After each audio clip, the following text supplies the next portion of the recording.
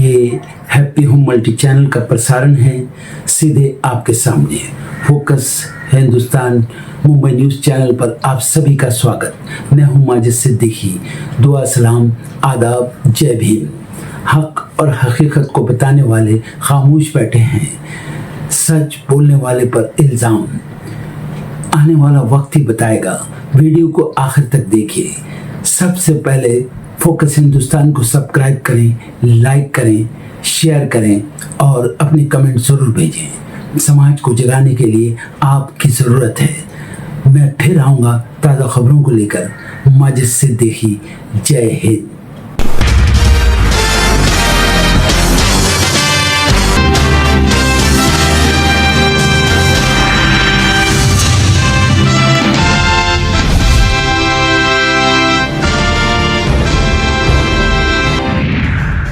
बंगाल में एसआईआर के बाद मतदाता सूची से 76 लाख नाम हटी। 13 लाख नाम जांच के दायरे से भी बाहर। आंकड़ों से मचा हड़कंप। ईंधन संकट के बीच भारत के लिए बड़ी खबर। यूएई से 2 एलपीजी कैरियर और सऊदी अरब से कच्चा तेल लेकर आ रहा जहाज आज पहुंच सकता है गुजरात। बिना पर्यावरण मंजूरी वाली परियोजनाओं पर सुप्रीम कोर्ट में बहस। वकील ने सुरक्षा उपाय पर दिया जोर। कहा, पर्यावरण मंजूरी सिर्फ औपचारिकता नहीं बल्कि सुरक्षा उपाय है।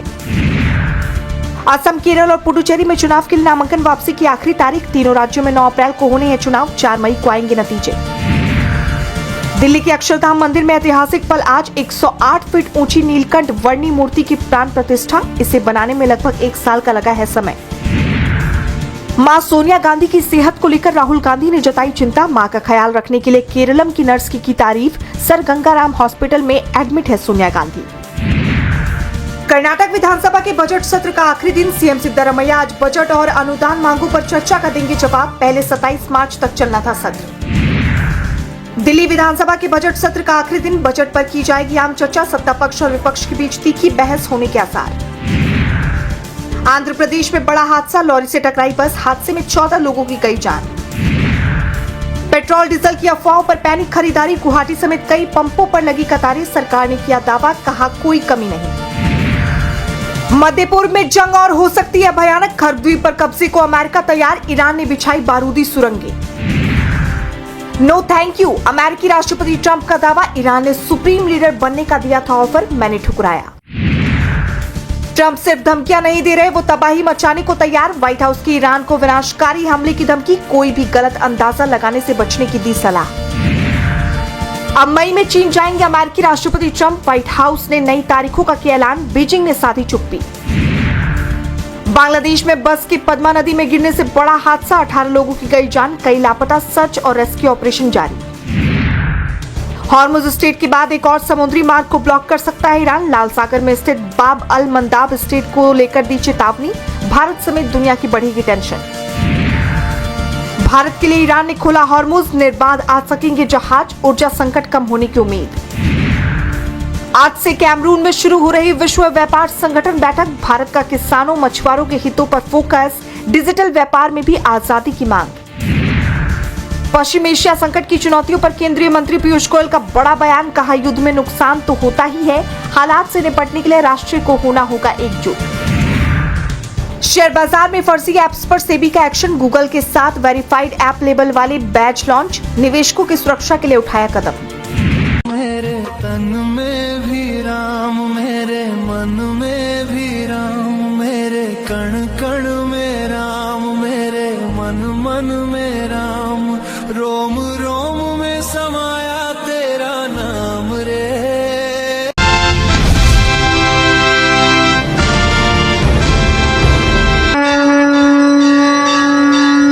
अयोध्या में रामनवमी को लेकर उत्साह चरम पर है। भव्य राम मंदिर में विराजमान रामलला के साथ इस बार का उत्सव और भी अलौकिक नजर आ रहा है। पूरी रामनगरी फूलों, रोशनी और भक्ति के रंग में सजी हुई है।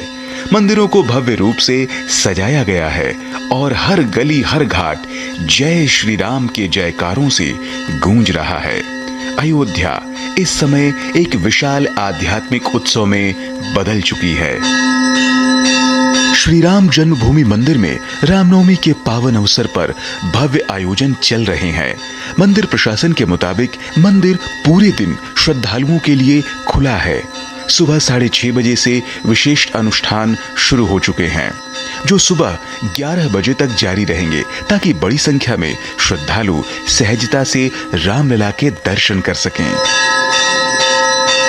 दोपहर ठीक 12 बजे भगवान रामलला का जन्मोत्सव मनाया जाएगा और यही इस उत्सव का सबसे खास और दिव्य क्षण होगा। इस शुभ मुहूर्त पर सूर्य की किरणें रामलला के मस्तक पर पड़ेंगी और दिव्य सूर्य तिलक का अद्भुत दृश्य दिखाई देगा। इस अलौकिक पल को LED स्क्रीन के जरिए भी प्रसारित किया जाएगा, ताकि ज्यादा से ज्यादा श्रद्धालु इस दिव्यता के साक्षी बन सकें। रामनवमी के अवसर पर भगवान को करीब 6 क्विंटल पंजीरी और 56 भोग अर्पित किए जा रहे हैं। इस बार ब्रजभूमि मथुरा से भी विशेष प्रसाद और पंजीरी भेजी गई है। मंदिर परिसर में बधाई गान और फूल बंगला झांकी श्रद्धालुओं के आकर्षण का केंद्र बनी हुई है। श्रद्धालुओं की सुविधा के लिए दर्शन मार्ग पर मैट, छाया, पेयजल और चिकित्सा की व्यवस्था की गई है। शाम होते ही श्री राम मंदिर का शिखर भव्य फसाड लाइटिंग से जगमगा उठेगा और पूरी अयोध्या नगरी दिव्य रोशनी में सराबोर नजर आएगी। Bureau report.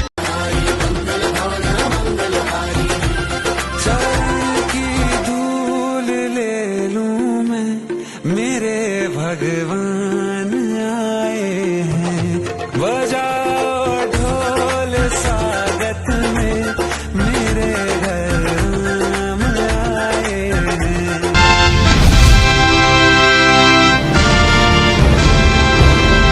उत्तर प्रदेश के मुख्यमंत्री योगी आदित्यनाथ बहराइच में आयोजित एक कार्यक्रम में पहुंचे, जहां उन्होंने पहले तो जनता को संबोधित किया।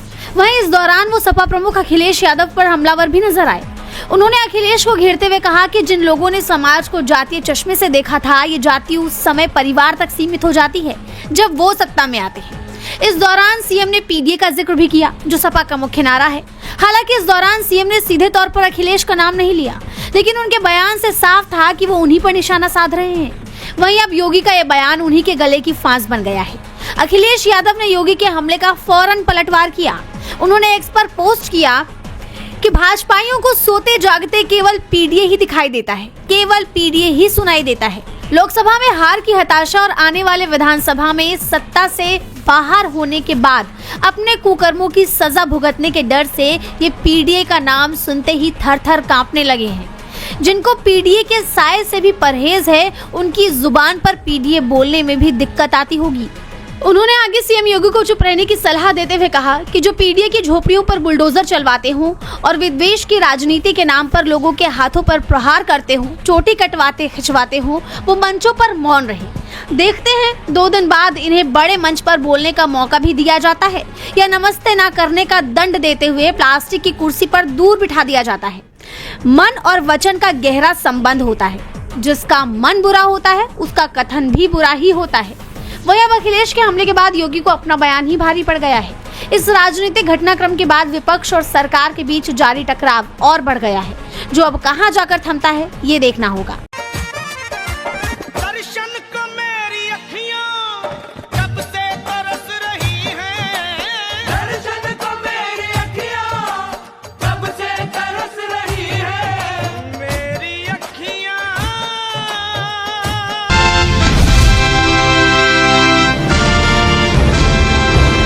बिहार में बिजली को लेकर नीतीश सरकार ने नया नियम बना दिया है, जिसको लेकर पूरे राज्य में बवाल मच गया है। इस नए नियम के तहत जो बिजली सुबह सस्ती है, वही बिजली रात में महंगी कर दी जाएगी। बिहार सरकार ने स्मार्ट प्रीपेड मीटर वाले उपभोक्ताओं के लिए नया नियम लेकर आई है। जानकारी के अनुसार बिजली उपभोक्ताओं को शाम 5 बजे के बाद ज्यादा पैसे चुकाने होंगे। शाम 5 बजे से लेकर रात 11 बजे तक घरेलू उपभोक्ताओं को 20% ज्यादा शुल्क देना होगा। वहीं रात के 11 बजे से लेकर सुबह 9 बजे तक सामान्य से 100% अधिक शुल्क देना होगा। सरकार ने बिजली के शुल्क को 3 भागों में बांटा है। सुबह 9 बजे से शाम 5 बजे के समय को ऑफ पीक आवर माना गया है। इस वक्त उपभोक्ताओं को सामान्य दर का लगभग 80% ही भुगतान करना होगा, यानी करीब 20% की छूट मिलेगी। वहीं पीक आवर यानी शाम 5 बजे से रात 11 बजे तक रहेगा और इस दौरान नए नियम के तहत बिजली सबसे महंगी होगी। घरेलू उपभोक्ताओं को 10% अधिक शुल्क देना होगा, वहीं गैर घरेलू उपभोक्ताओं को 20% तक शुल्क चुकाना होगा। वहीं अब इस पर बवाल शुरू हो गया है। विपक्ष ने इसके नियम के खिलाफ मोर्चा खोल दिया है। इसी कड़ी में कांग्रेस ने सोशल मीडिया प्लेटफॉर्म एक्स पर पोस्ट किया कि बिहार वासियों सावधान, अगर आपने शाम के वक्त पंखा, बल्ब, टीवी, फ्रिज, एसी कुछ भी इस्तेमाल किया तो बिजली का बिल ज्यादा आएगा।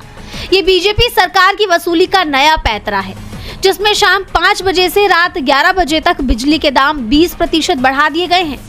बीजेपी जहां, वसूली वहां। वहीं अब देखने वाली बात होगी कि इस नए नियम के बाद उपभोक्ताओं को बिजली के लिए कितनी जेब ढीली करनी पड़ती है। साथ ही इसे लेकर जो विवाद शुरू हुआ है वो अब कहां जाकर थमता है।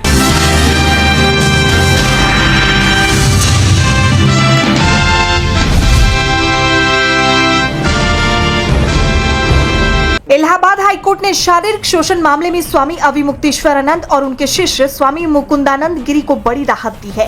कोर्ट ने दोनों की अग्रिम जमानत याचिका मंजूर कर ली है। ये फैसला जस्टिस जितेंद्र कुमार सिन्हा की सिंगल बेंच ने सुनाया। इससे पहले 27 फरवरी को कोर्ट ने दोनों पक्षों की दलीलें सुनने के बाद फैसला सुरक्षित रख लिया था। गिरफ्तारी से बचने के लिए दोनों ने हाई कोर्ट का दरवाजा खटखटाया था। उस समय कोर्ट ने अंतरिम राहत देते हुए कहा था कि जब तक अंतरिम फैसला नहीं आता तब तक उनकी गिरफ्तारी नहीं होगी। कोर्ट के इस फैसले के बाद स्वामी अविमुक्तेश्वरानंद ने कहा था कि उनके वकील ने कोर्ट में पूरी बात रखी है और उन्हें उम्मीद है कि न्याय मिलेगा। उन्होंने ये भी दावा किया कि मामला पूरी तरह से झूठा है और जिस बच्चे का जिक्र हो रहा है वो कभी मठ में रहा ही नहीं। साथ ही कोर्ट ने बच्चों को जुवेनाइल बोर्ड की कस्टडी में देने की बात भी कही थी। इस मामले में राज्य सरकार और शिकायतकर्ता की ओर से अग्रिम जमानत का विरोध किया गया था, लेकिन कोर्ट ने दोनों पक्षों की बात सुनने के बाद आखिरकार जमानत दे दी। अब इस फैसले के बाद मामले में आगे क्या कानूनी प्रक्रिया होगी, ये देखना दिलचस्प होगा।